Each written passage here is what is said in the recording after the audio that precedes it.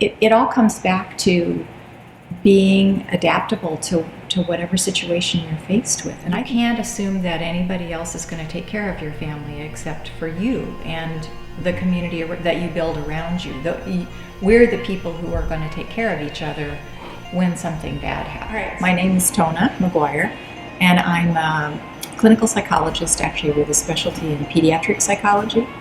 So I work with children and families who are dealing with illnesses often.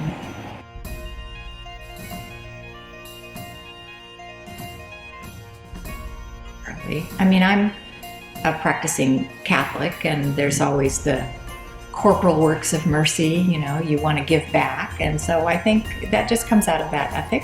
In terms of preparing, I remember the Cuban Missile Crisis, and I remember our family stocking supplies during that period of time when I was a little girl. But no, I think our family always just did that. Maybe that's, it's like when you're a fish, you don't think about the water around you, but we always did that stuff with our neighbors too.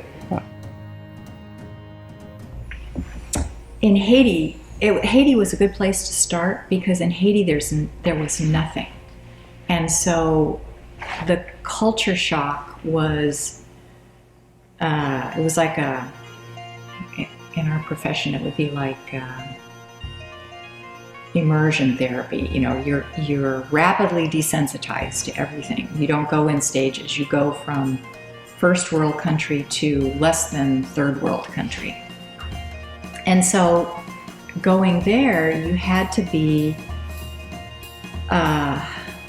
not rigid about things. You had to be flexible about everything that we did. We had to be flexible. You couldn't do it the way we do it in this country. And so you learn, I think, to think outside the box a little bit and not that all the safeguards and procedures that we have here are bad. They're good when you have the luxury of having them.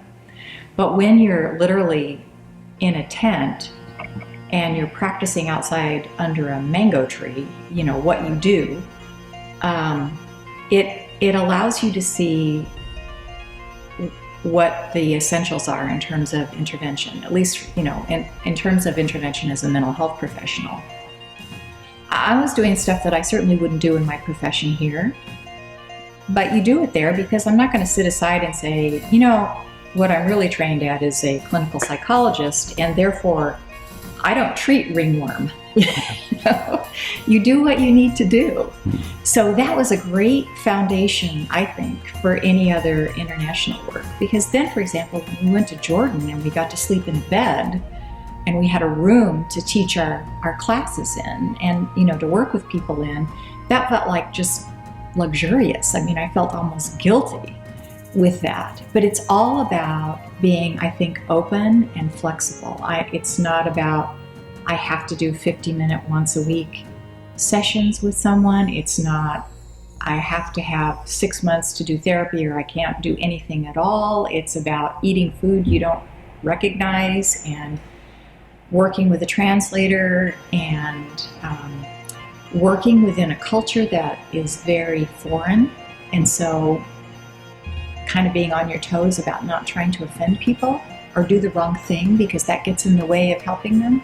So it all comes back to being adaptable to whatever situation you're faced with. And I think that's probably the biggest skill that you develop when you have to do things that you're not used to doing. There's a term called compassion fatigue, and that's one of the things that we, in my other volunteer aspect, we actually emphasize that a lot. And that's where you pay attention to what's going on, to yourself. You share those emotional responses with your colleagues who really understand what you've been through. You let yourself grieve. You let yourself be angry. You let yourself be tired and irritated at people sometimes.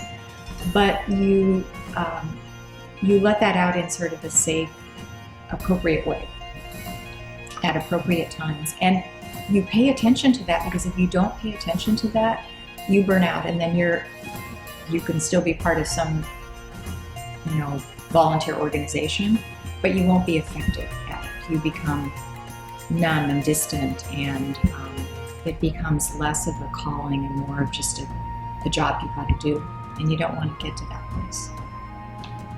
When I've been there, my experience has been that most people are so happy that we're there, that there's this tremendous amount of feedback about that what we're doing is helpful and valuable and appreciated. And so that's very rewarding. And then sometimes we get these responses back. That's where social media comes into play, because even in Haiti, everybody has a Facebook. Or they're connected in that way. It's the oddest thing, because you could be living in a tent, but you have a Facebook page. So they're there, and we'll get emails or I'm not on Facebook, but a colleague of mine has a Facebook, and she just got something back from one of our trainees in Jordan, and it was lovely, because this young man works in a place where they provide safe spaces for children in the camp up there with the Syrian refugee camp, which is just an awful situation. But they take the children out, and they have a setting for them to be out of the camp and get education and recreation and all. So they hire these young volunteers, and this young man was probably in his early 20s, no background in social sciences or psychology. He's trained as an engineer. And he attends our 2-day training about how to listen, compassion fatigue, what's normal in children, and so on and so forth. And so he wrote this last week that he had been working with this young child, this young girl, about 12, and she's very angry and very aggressive.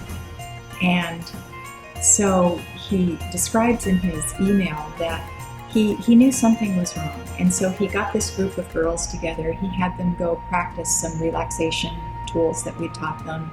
He had them do a drawing.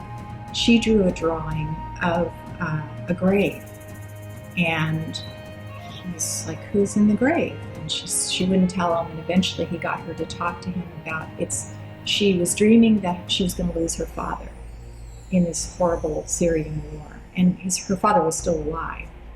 So he talks her through this, and he says in his email, "So I understood that I didn't need to refer, that I could be the resource for her. I'm meeting with her every day. We help her focus on the moment now instead of worrying about the future or being sad about the past. And she's changed. Her aggression has gone away. And I had her do more drawings, and now the drawings are different drawings, and I have all those. And thank you so much for teaching me these skills." Wow.